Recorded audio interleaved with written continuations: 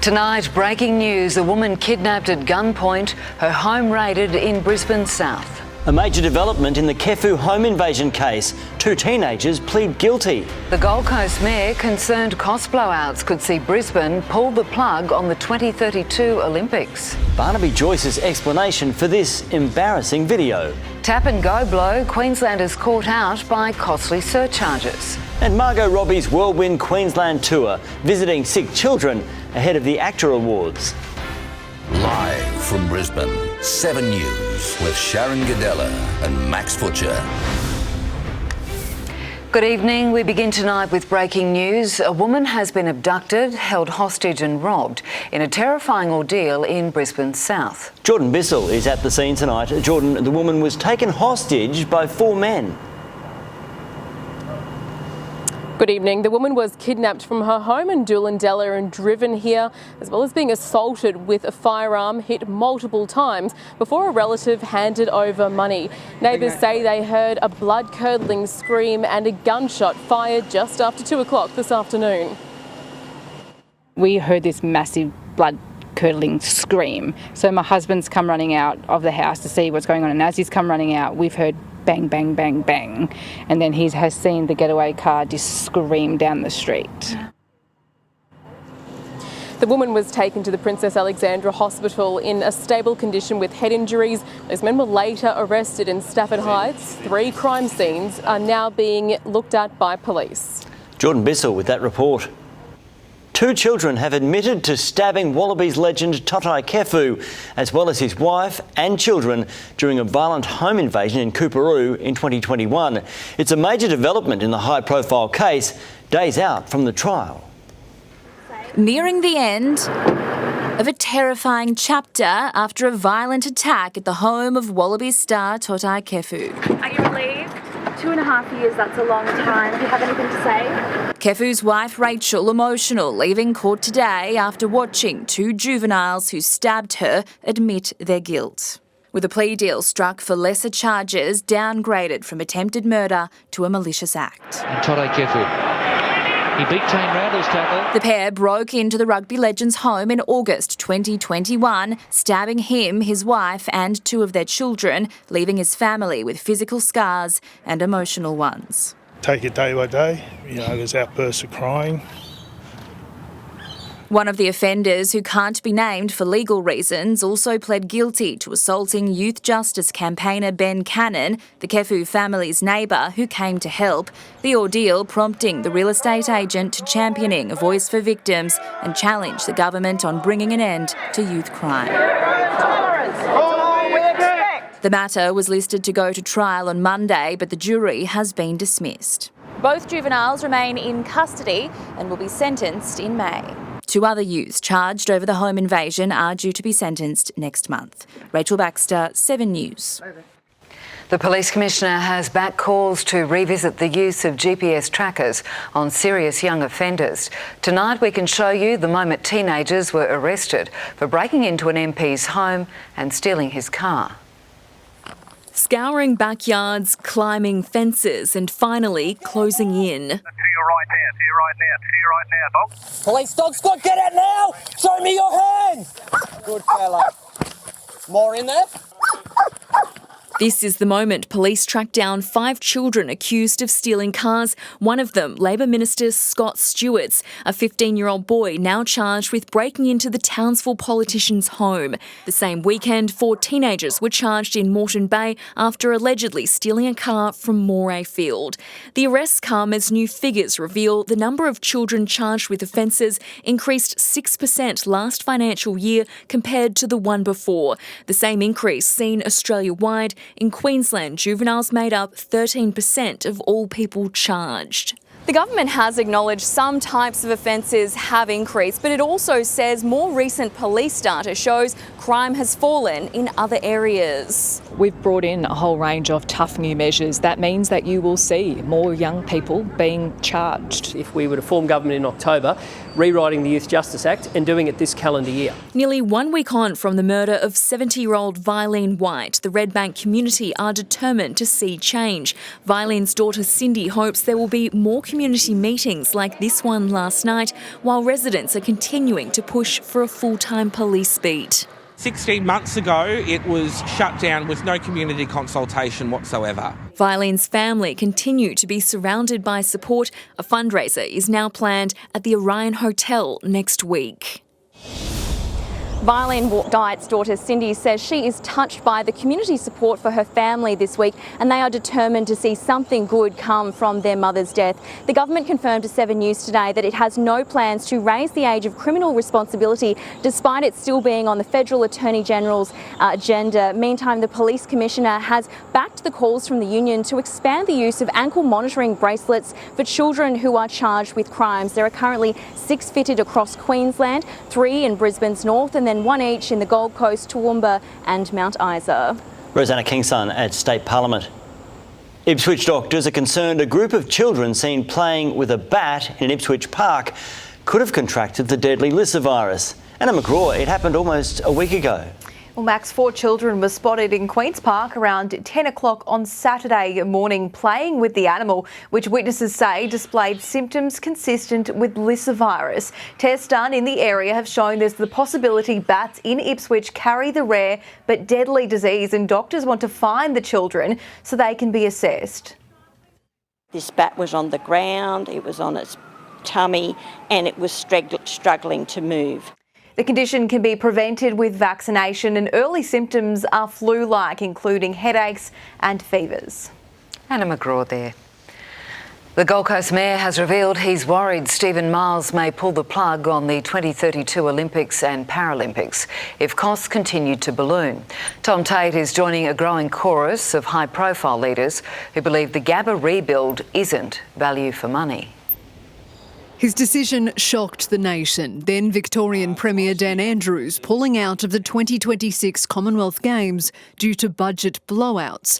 Now there are concerns Brisbane 2032 could face the same fate. I'm afraid that it's going to go down the path of Daniel Andrews. He worked it out that it costs so much money that he's had to pull the plug. The Gold Coast Mayor's grim theory follows the Gabba rebuild's likely demise after high-profile leaders withdrew their support, agreeing the stadium knockdown isn't value for money, but insisting Queensland must deliver. When we shake hands, we mean it and we deliver, even if it hurts. Arguing if more of the coast's Commonwealth Games infrastructure was utilised, it could hurt less. We will save the Olympic Games 2032, $3 billion.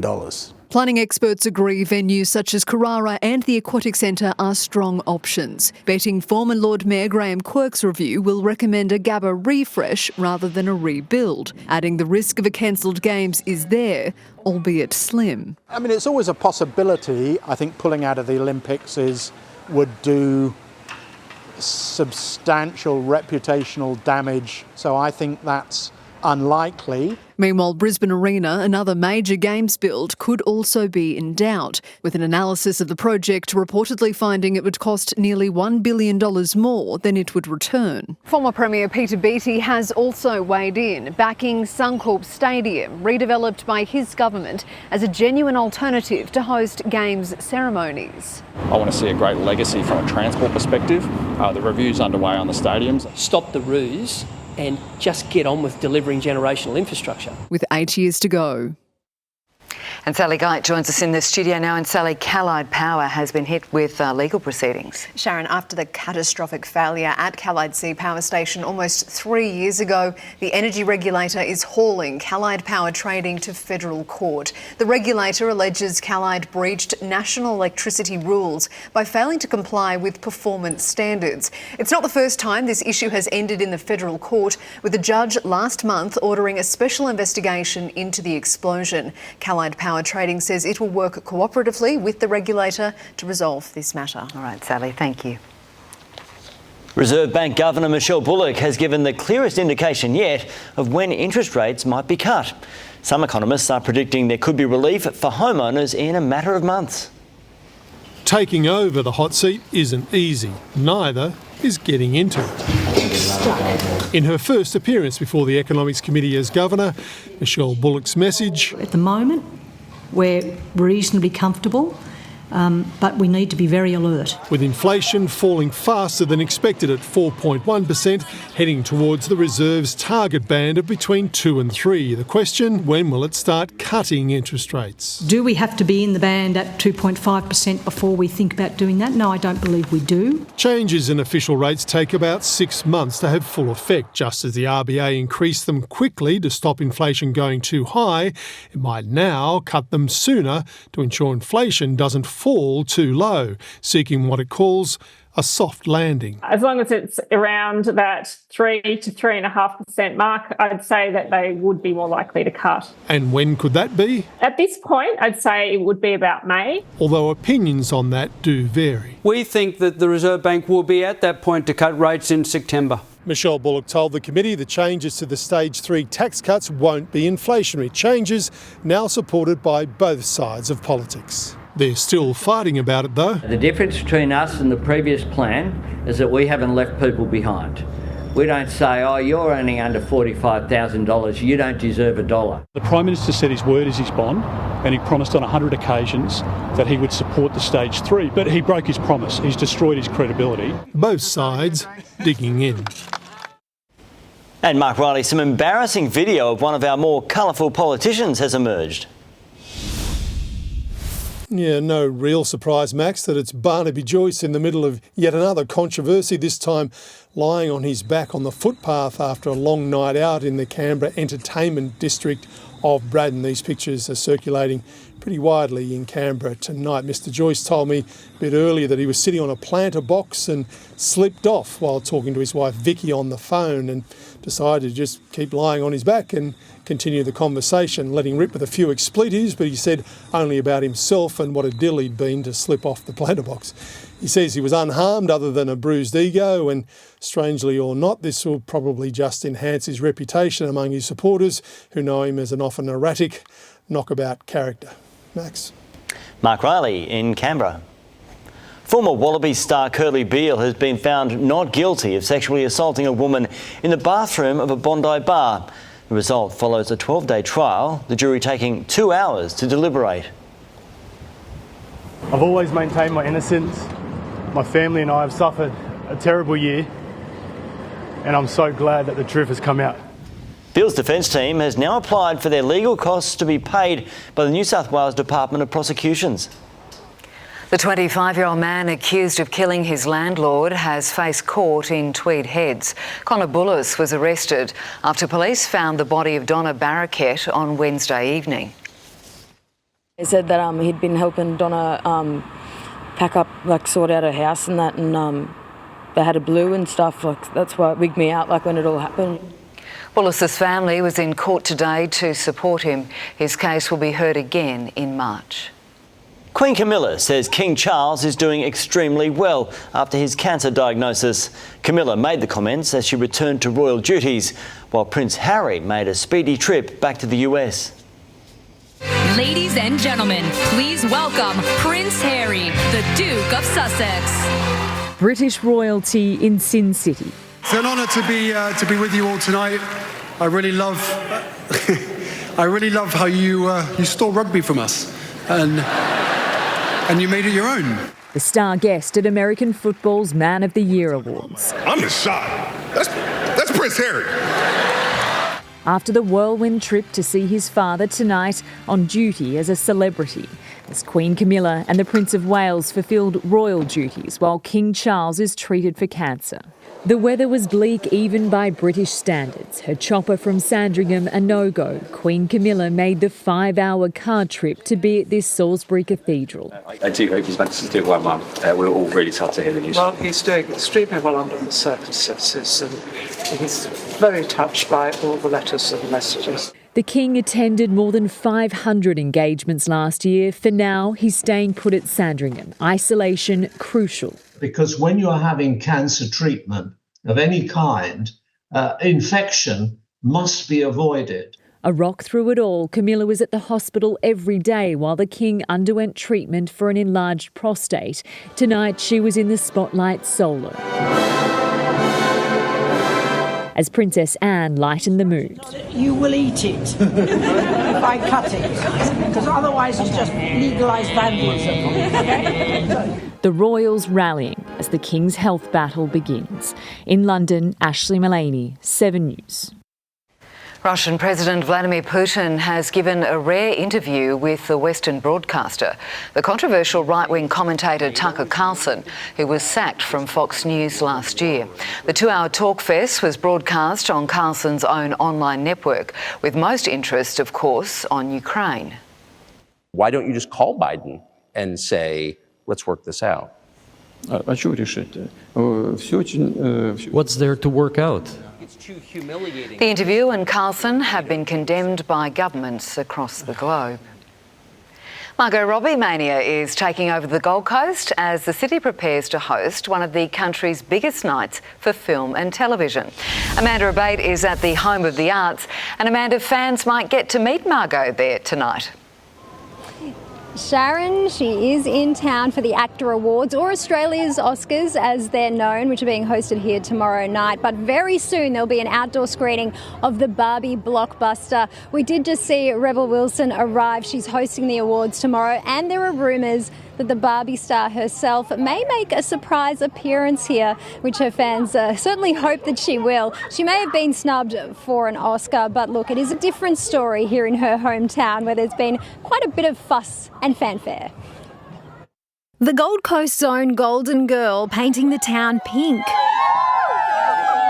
Hi Barbie! Hello! We love Barbie and we are so proud of Margot and we are so happy to be here. Barbie! Barbie! Tonight, Margot Robbie will appear on the big screen of the Barbie blockbuster, but at the Queensland Children's Hospital, special fans were front row. Charlie Lambert got to meet her. We were a little bit starstruck. We both had tears in our eyes and we didn't know why as she came into the room. If you can't catch a glimpse, you can take a bite of the Golden Girl. That is a pastry created in her honour at the bakehouse that hosted Robbie's Bachelorette Bash. We understand that this will be presented to her in her green room and we're thrilled. The green room at the Actors tomorrow night, where she'll be presented the prestigious Trailblazer Award and is a favourite to win Favourite Actress. I'm not starstruck so much, but yes. There are plenty of stars in town. Rebel Wilson will play host. 2-time Oscar Award winner Kate Blanchett is at Hotter tonight, speaking about her flick, The New Boy, part of a 4-day mega film and TV festival. The Gold Coast is not just a great place to make films, but it's a great place for the industry to come together. We work hard, we party harder, so you're at the right place for ACTA. And for celebrity spotting, with all the stars aligning for one sparkling night on the Glitter Strip. Amanda Abate, 7 News. The South East's smart ticket transport revolution expanding when you'll no longer need a Go card. That's next. An industrial warehouse goes up in flames. Incredible video. The Aussie Olympian competing in the drug games. Records tipped to tumble. And inside the dogfight to let pups dine in at a popular Wilston pub.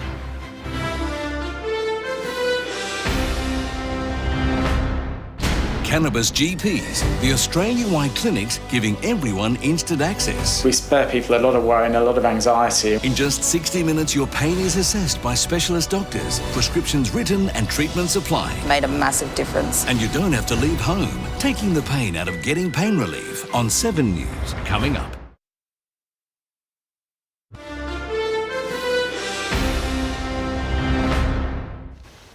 The Missing Persons Squad has taken over the hunt for Victorian mother Samantha Murphy 6 days after she vanished on her morning run in Ballarat. With no leads, extra detectives are now on the case. She's physically and mentally a fit and strong woman. The search area has almost doubled, moving south to private land, 14 kilometres from her home, well outside her usual running range. They're already on trains and trams. Now buses and ferries have new pay terminals for passengers to use bank cards or smartphones. The technology's been installed to switch on this year, but there are still problems to iron out. Take it or leave it. Soon, Go cards can go. There are new screens to tap on every bus in the southeast, nearly ready for a smart ticketing trial. Honestly, I think it's revolutionary. Using your debit card just to tap on, it just makes things effortlessly and easy. 11 million trips have been paid for that way, or with smartphones and watches on southeast rail lines. Now the system's reaching the road and the water. It goes live on ferries in a few months. That'll make Brisbane more connected, southeast Queensland more connected, and the state more connected as we progressively roll this out. Next stop after the ferry trials is buses. There are 13 operators in the southeast. One by one, they'll switch on the technology this year. A year behind schedule. This is new technology. This is a complicated technology. That cost $370 million, but so far only works on full-price adult tickets. As the smart ticketing rolls out, we'll be ironing out those issues going forward. So no end date just yet for pensioner Bill Andrews to ditch his go-card. I lose $100. They can't explain why she takes the money. At 86, he's ready to embrace new tech. There'll be less problem. With more ways to pay. Michelle Jensen, 7 News. Perth fire crews have battled a raging inferno south of the city. They could do little as the industrial warehouse went up, raining fire. It started on a conveyor belt and spread within minutes. The black smoke is visible across the city with concerns of toxic fumes. Taylor Swift superfans have been caught up in a cruel ticket tech con. A heartless scammer stole and sold a Gold Coast family's tickets. What to look out for to avoid falling prey? Don't miss that story, coming up soon.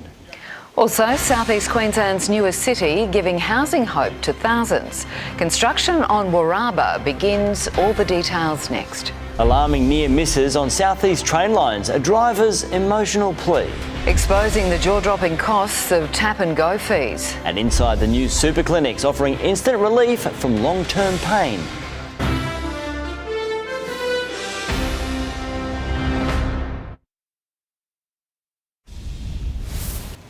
Southeast Queensland's newest city will soon come to life with construction commencing at Caboolture West. Developers are hopeful it will ease the pressure on the housing market.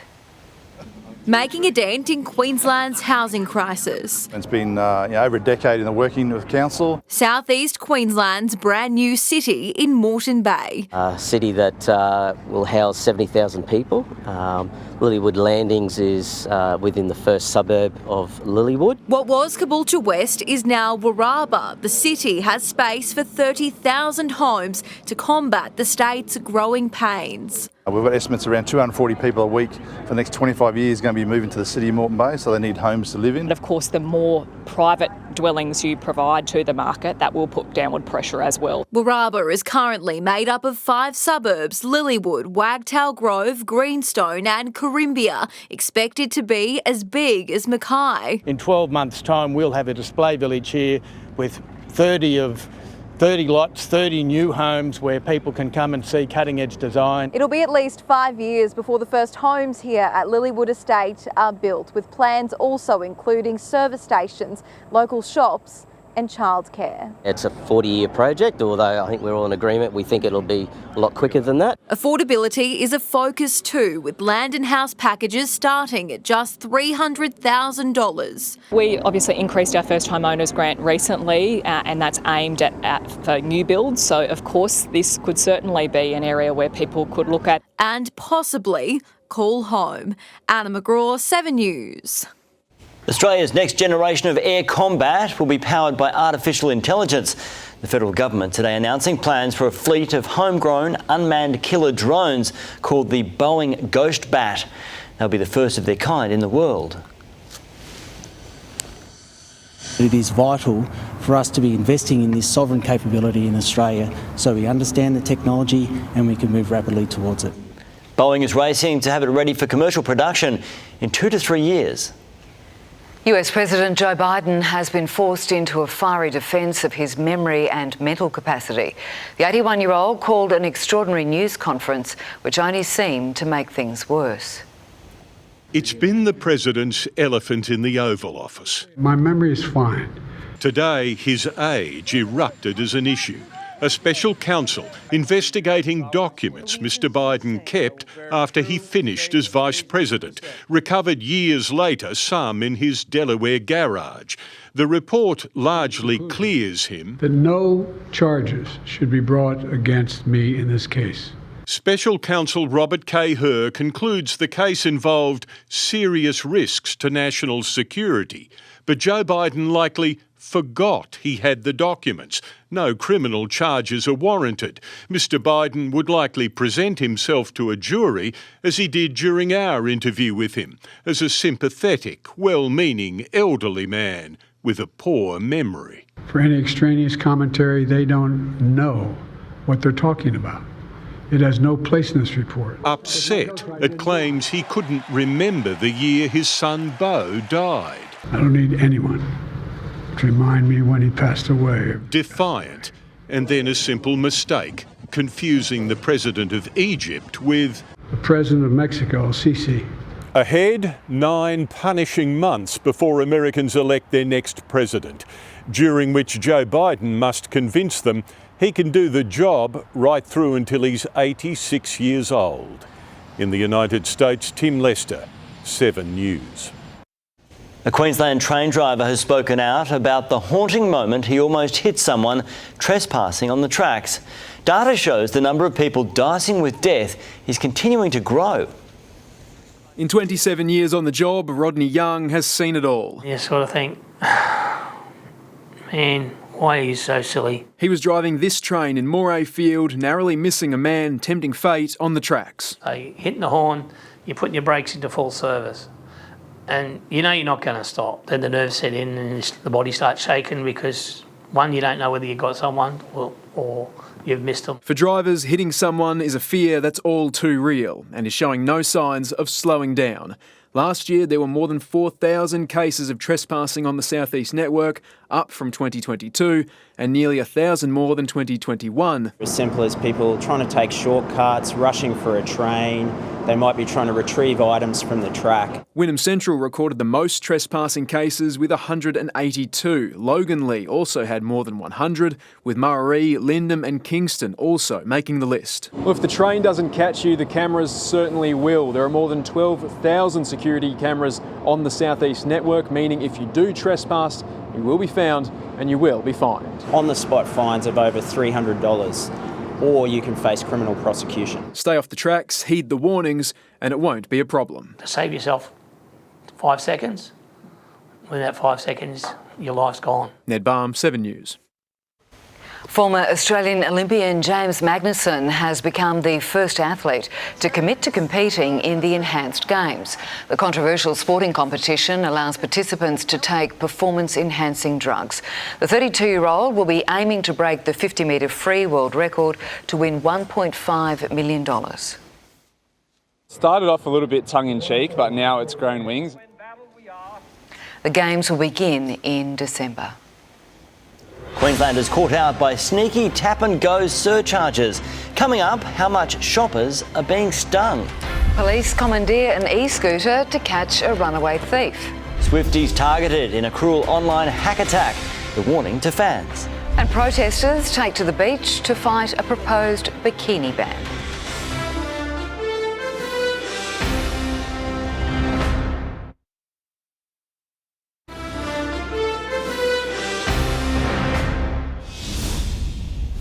It's not uncommon in movies for police to commandeer cars for a quick pursuit, but in Perth, an officer has taken possession of an e-scooter to chase down a fleet-footed suspect. Put your hands behind your back. Put your hands behind your back. Come out here, put your hands behind your back. The officer's quick thinking has been recognised with a nomination for an Excellence in Policing award. There are growing calls for Australia to follow Europe and ban businesses from imposing credit card surcharges, with new data showing an explosion in retail fees. Here's Michael Usher. There are a few cents here and a few cents there, but data out today shows how much card surcharges are now costing us at shops. More and more retailers are imposing a fee, typically 1.5%. With food and beverage the worst, 1 in every 2 businesses is now charging more. Needless to say, it is all adding up. For most of us, around $140 a year. In fact, card surcharges are now a $4 billion industry for banks and others who provide those payment terminals at the shops. Some are calling for Australia to follow Europe and ban the practice. And Reserve Bank Governor Michelle Bullock is listening, flagging tighter laws. One thing's for sure, cash is no longer king, with 87% of purchases now made on card. And while some stores, like this one, are pushing a cash comeback, others, like this car dealer, were caught with a cash payment surcharge. It's a sign of the times. For the record, that sign has since come down. Michael Usher there. The Skimpy swimmers were out in force on the Gold Coast this morning for a Free the Peach rally. It's all in response to a push from a charity founder, Ian Grace, for a ban on wearing G-string bikinis when not on the beach. The group says the bikini is part of the Gold Coast culture. New clinics are connecting more Queenslanders with medicinal cannabis, providing fast relief for chronic pain and sleep problems. And patients are accessing treatment without leaving home. That special report is just ahead on 7 News. But sport time now, and Alissa, Reece Walsh is leaving the country. Oh, Sharyn, hello and good evening, everyone. It took longer than an hour, but finally the news Broncos fans had been waiting for. Thumbs up for one of their biggest stars to shine on the glitter strip. And look who's back. Michael Lissa shares with 7 News the secret behind his surprise test call-up.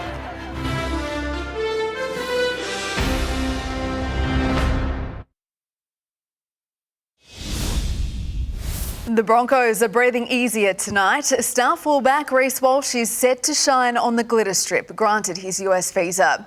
While he'll be there for the Vegas historic season opener, Brisbane were confident in their plan B. He's already got the Yank tank. Now Reece Walsh has a visa to match. Oi, how you doing? Great day, eh? And a great state for the Broncos to be in. Confident they had the depth to fill the void if the Origin fullback couldn't travel to the US. At some stage we'll have to play without him, and the team has developed to the point where Selwyn can play fullback or Tristan Saylor can play fullback, and nothing changes for us. We just go in and execute a game plan, and that's what you want from your squad. A fortnight until they arrive in Sin City. Today, the kind of publicity the NRL's only dreamed of. Coming over here, March 2nd, Leeds Stadium. Check it out. Armed with a Stars and Stripes steed-in, Australia's own NFL star Jordan Mailata gatecrashed Super Bowl's Radio Row to promote the season opener. This is the money can't buy Hollywood star power they've craved. I'm not playing.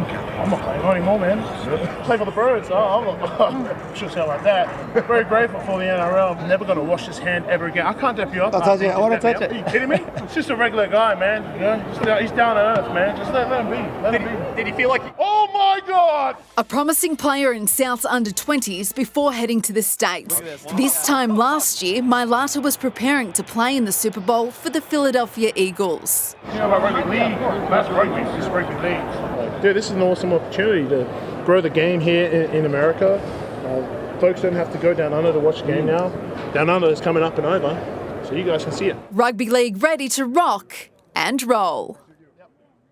A kick in the pants from his coaches and going back to schoolboy basics. Michael Lissa's told 7 News they're the catalyst for today's test recall. The Queensland all-rounder will swap dad duties for national ones on this month's tour of New Zealand. When he's not handing out ducks to batsmen, Michael Lissa's tending to them at home, unless it's game day. I'm not touching the ducks in the morning. I'm not looking at them. Superstitious and shocked, the dad of 3, including 2-month-old twins, was about to relocate the hen house when selectors called. I didn't expect them to change the squad at the time, just with how well they've been going. But it's how well he's been going since a heart-to-heart with Bulls bosses Wade Seckham and Darren Lehman. They sat me down a couple of seasons back and told me that I got to start batting a bit more. They gave me a little bit of a kick up the arse, I suppose, and I also took things back to basics and did those little drills you do when you're a junior club player. Ness has been ultra consistent with the skill set there that we really like in certain conditions. Hopefully New Zealand provides those conditions. The Salt and the Swing was always getting the nod ahead of Lance Morris because of that. And at 33, Lissa's not just making up the numbers. That's my dream, just play Test cricket. It's been my dream for a long time. I'm a bit hard-headed, stubborn, so I'm going to keep pushing for that. It's been a big 24 hours for Queenslanders on the global stage. Brisbane teenager Callum Vidler, part of a last wicket, last over thriller at the Under-19 World Cup. And only the coolest heads prevail. Valley teammates Vidler and Hugh Wybigan helping Australia reach Sunday's final against India, but it was Tom Straker who blew Pakistan apart. 6 for. A lot of emotions, to be honest. I was quite nervous, excited. I still don't know really what happened. Ben Davis, 7 News. Mitch Marsh was captain of Australia's last Under-19 World Cup winning side. Tonight, he's skipper of our T20 team in Hobart, where David Warner's playing his 100th international with devastating effects. The Windies pounded 77 off the first 6 overs. Oh, onto the leg stump, and that was always going to disappear from Warner. First 6 of the evening. Warner's 50 off 22 balls.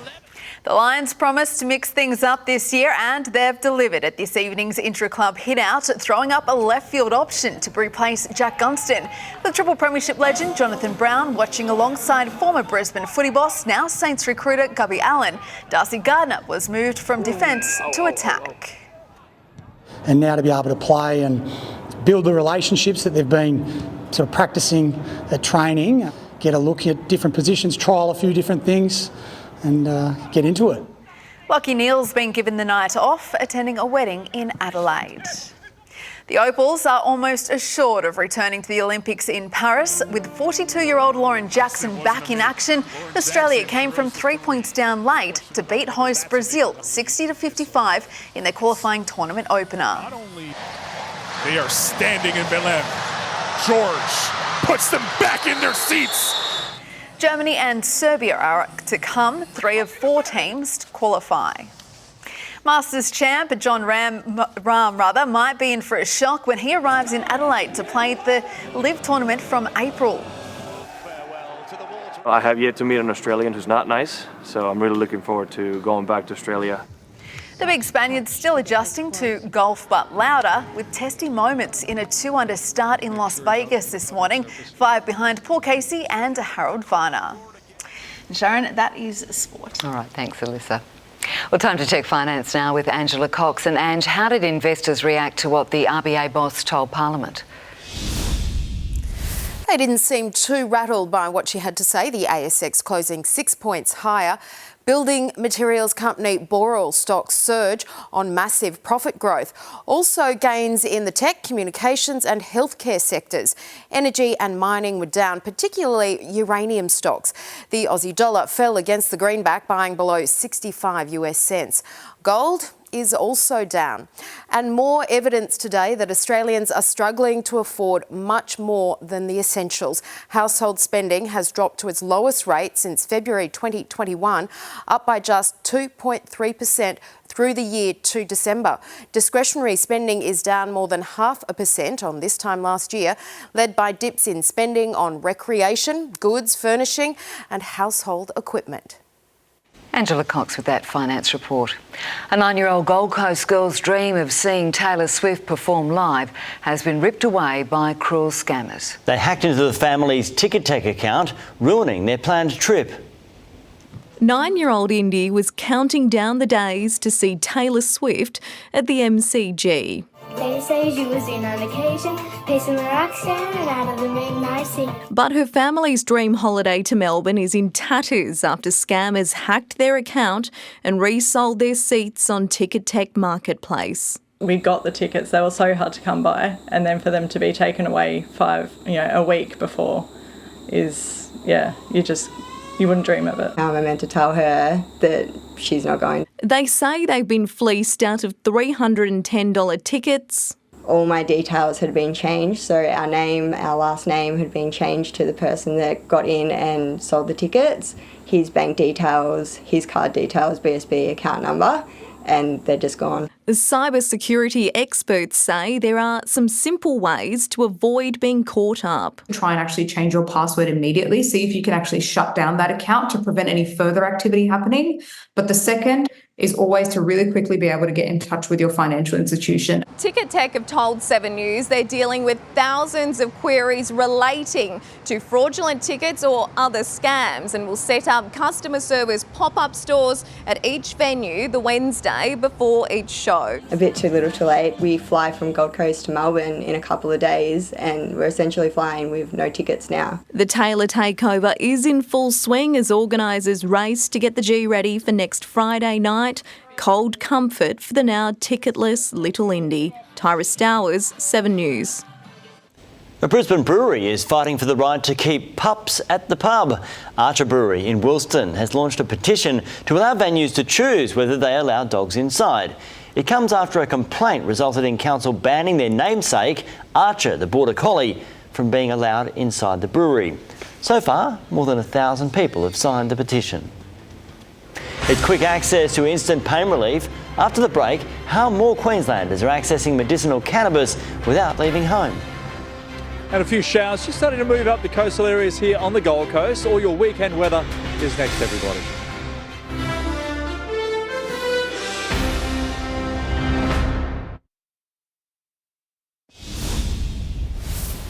New medicinal cannabis clinics are providing instant relief to Australians suffering from chronic pain, sleep problems and anxiety. They're helping patients get assessed and treated in under 1 hour.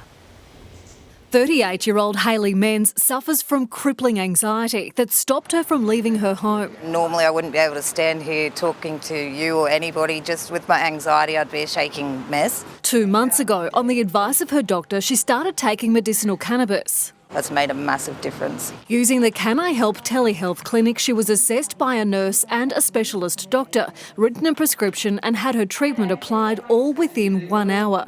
I couldn't believe it was that quick. We spare people a lot of worry and a lot of anxiety, and we can get on with trying to improve their health as quickly as possible. The rapid service can be accessed from home anywhere in Australia, taking the pain out of pain relief. There's been no change in the quality. It's still a very high quality assessment. 15,000 new patients a month are turning to the alternative medicine. This facility alone pumping out 6 tonnes of medicinal cannabis products a year. Can produce about 130 kilograms every 8 weeks, and at the moment we're servicing over 50,000 Australian patients. While Australians now spend $400 million a year on medicinal cannabis products, of the 700 available in the country, 90% are imported. Now local manufacturers like A&TG are making gummies, pastilles and oils to provide relief. Pain and chronic pain, sleep, anxiety, PTSD, we're seeing a vast array of scripts. And helping sufferers see the light. Samantha Heathwood, 7 News.